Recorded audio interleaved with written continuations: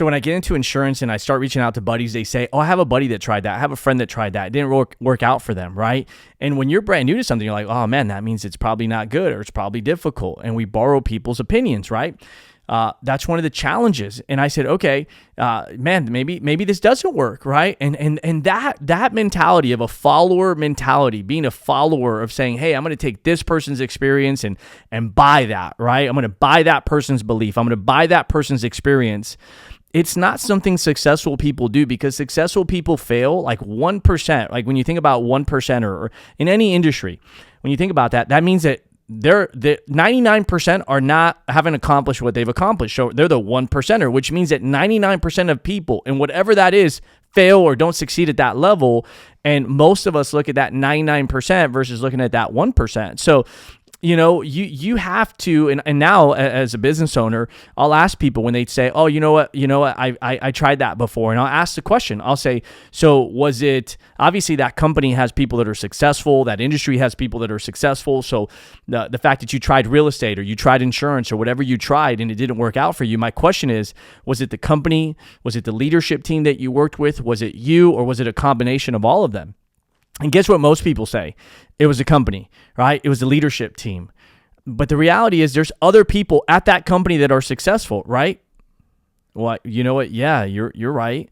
Okay, so then it's not necessarily the company. It could be the leadership team. But even, and this is a big one, we use that as an excuse. But I've worked with people in the industry that weren't the best at an area of the business.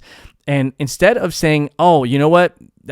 I'm not gonna be successful because they're not successful. I said, you know what? They don't do that too good, but they're great here. I'm gonna take where they're good, and I'm gonna improve where they're not good. They're not good with that client piece or the time management piece or this piece. I'm gonna get better where they're not as good.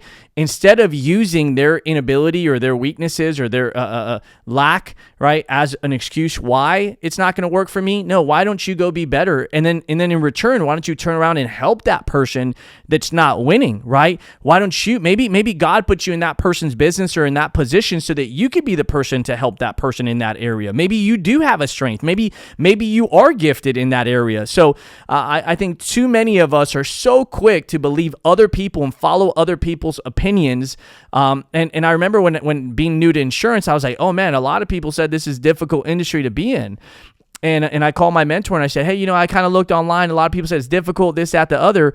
And he says, if you go online and you look at Christianity as a scam, or Christianity is not true, or this, that, the other, you look at, Walmart's a horrible company or this company's a horrible company. You're going to find a belief system that matches what you're looking for.